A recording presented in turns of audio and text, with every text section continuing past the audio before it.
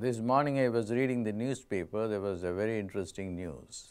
It's about the Pope talking about creation. And he kind of supported the modern interpretation of creation from the standpoint of the Big Bang theory. And he also made a remark that God did not create the world with a magic wand. Although he did not condemn neither science nor religion, and kind of approved both traditions. He did say that that God did not create the world with a magic wand, and I kind of tend to think that he did create the world with a magic wand, not exactly with a magic wand, but with his heightened state of consciousness, for which there is a more scientific explanation of consciousness being the creator of the world, that we should try to explain everything in terms of consciousness, for which there is support in the Bible, where the Bible says in the beginning there was the Word, and the Word was with God, and with the Word God created the material plane. So that also kind of corroborates with the modern theory in physics, in quantum physics, about the string theory. The string theory is the ultimate theory that explains that sound is the basis for creation. This is more scientific, but not only scientific, but also takes you to the realm of religion, where it validates the science of the ancient seers, whether they are the Hindu seers or whether they are the prophets of the Judeo-Christian tradition or the tradition of Egypt. So sounds are the basis for creation. That is more valid, and that's interpretation wherein we can bring in science and religion together. That's why my interest of late, those of you who have been following me know that sound is the basis for creation. Sound is the basis for consciousness. And consciousness is the basis for matter. So that is a more sophisticated way of understanding the creative process, and then bring in science and religion and find a place for that, if you want to politically satisfy both group of people. But it is not a matter of politics alone, but it is a matter of understanding the basic fact that how the creation started with sound waves. So I have an agenda with phonemic intelligence, as most people know that phonemes, which are sounds, create intelligence, and intelligence is the basis for not only consciousness but also the basis for material creation. So that explains, for people who are familiar with the creation in the Cinderella story. Apparently the Cinderella story originated from India too, where people were able to create everything through sound waves. The Judaic tradition also, especially the Sefer, etc., the Jewish Kabbalistic text, kind of agrees with the creation just through sound waves. So that is more profitable to understand that. That explains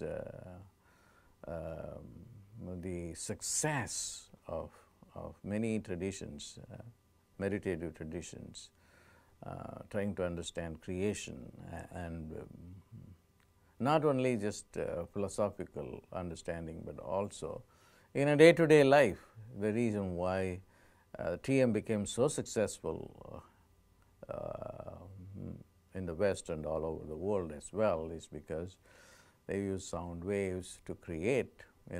Through sound waves we can bring down the crime rate.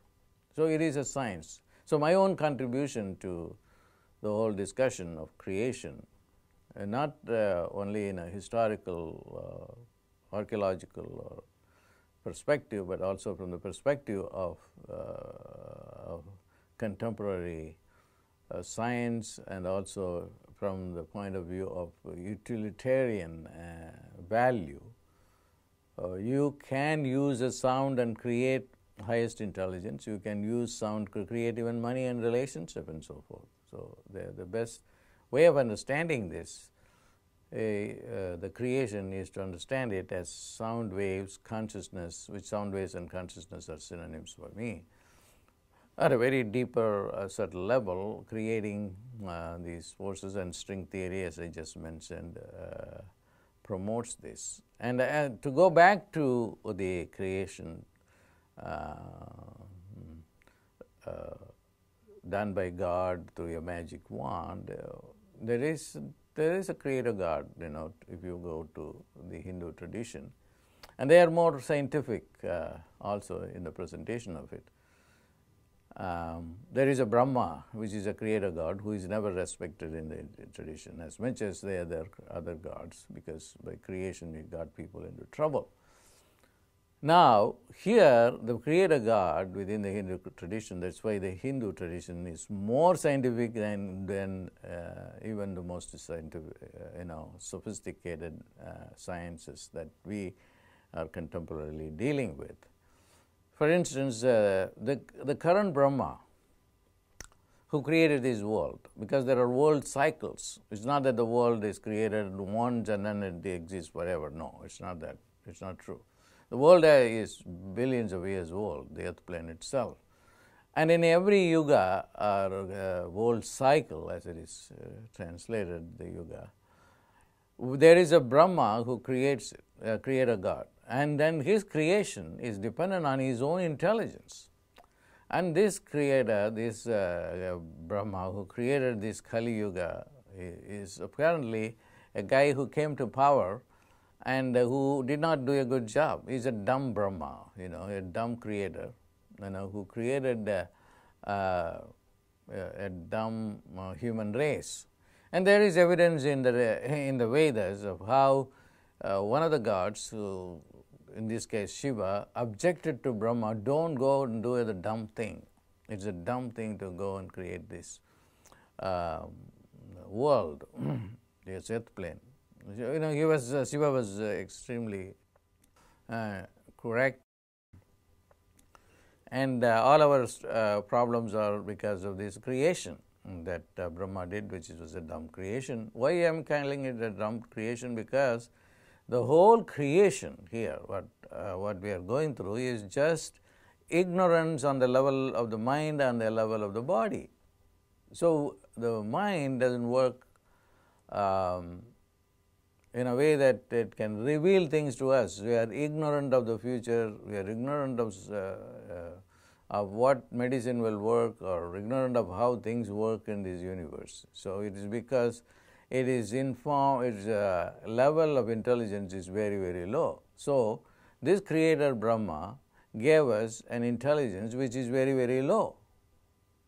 The low level of intelligence, and that is validated by present brain science, where it says, okay, you only use only 5% of the brain, 95% of the brain doesn't work, and then we do not know how even certain parts of the brain even works, or it doesn't work at all. So this Brahma is really, as mentioned in the scriptures in the Hindu tradition, is a dumb Brahma who created this Kali Yuga. Not only a brain that is dumb, but also a body that is dumb, that our DNA creates diseases, cancer, and on other terminal illnesses, all kinds of diseases are created by the DNA, and then pain. Do you think that a creator who creates pain is a good creator? And then we created philosophies to kind of support it. Why there is pain, because then people have to learn all these things. They may be true or they may not be true. I'm not going to get into that. I just kind of would accept these philosophical perspectives, and they have merits and they have demerits as well.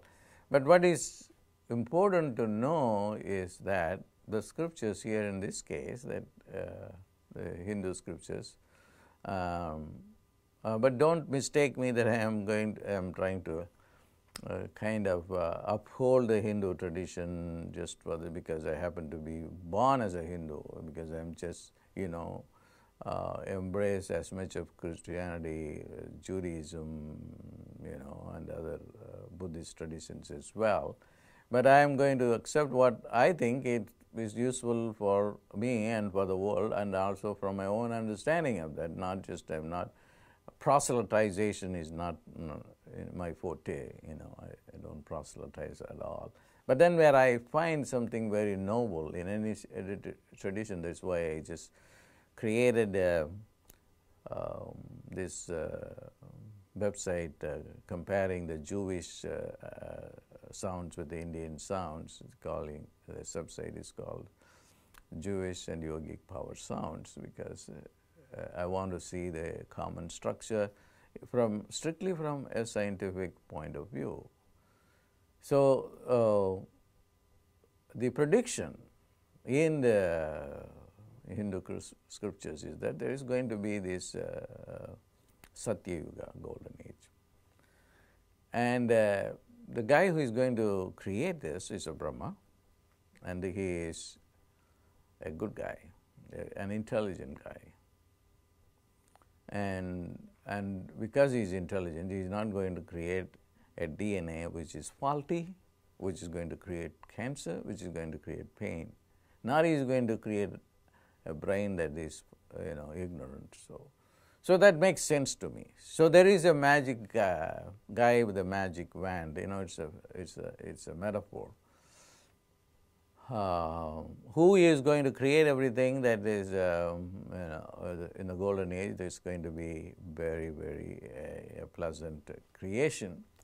So I also remember today is a day of when Muruga, the god from the Pleiades, who is a god of intelligence, who is god of the pineal gland and the third eye, and he at one point put Brahma, this dumb creator of the Kali Yuga, into prison, because he said, you don't even know about the primordial sound, Om, and its implications.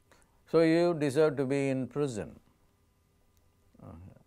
And then while the creator God was in prison, he started creating the world.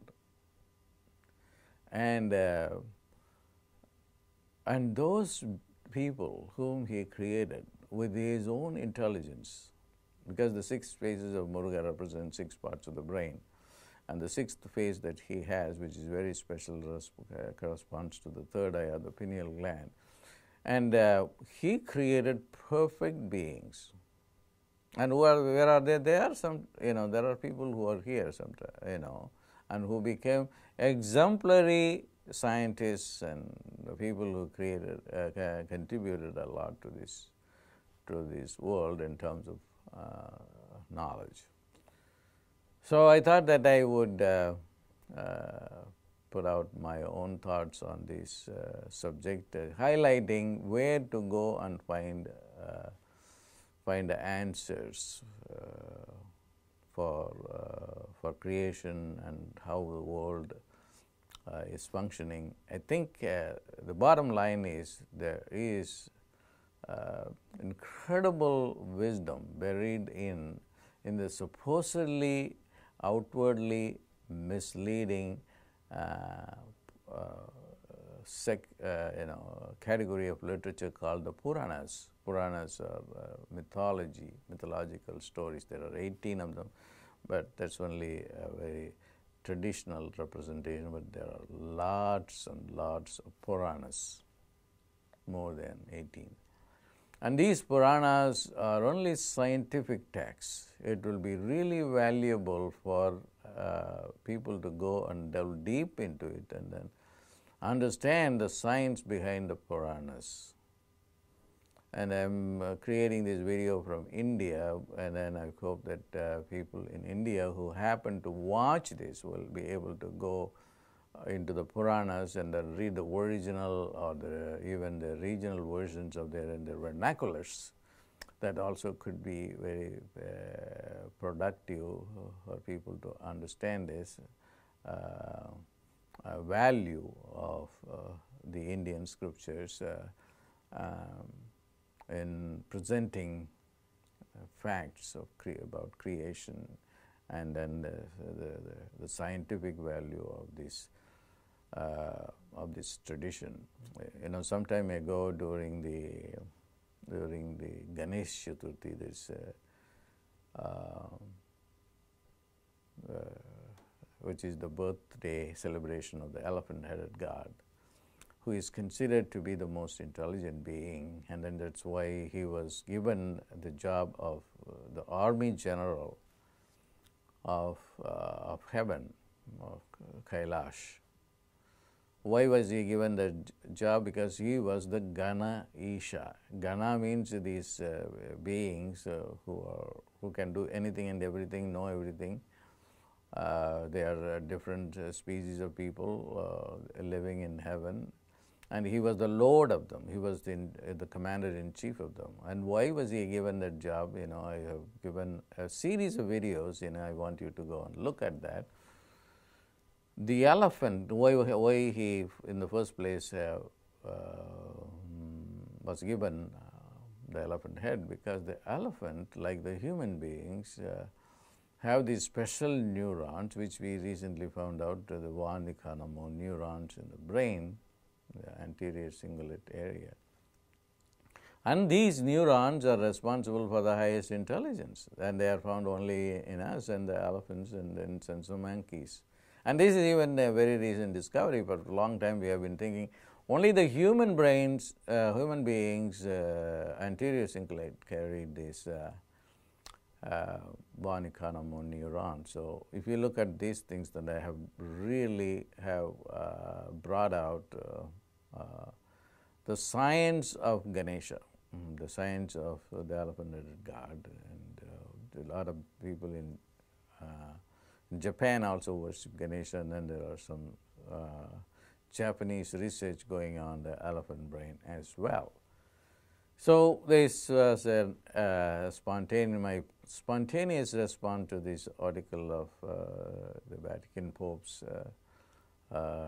observations on the Big Bang theory and the theory of creation in the Bible. God bless.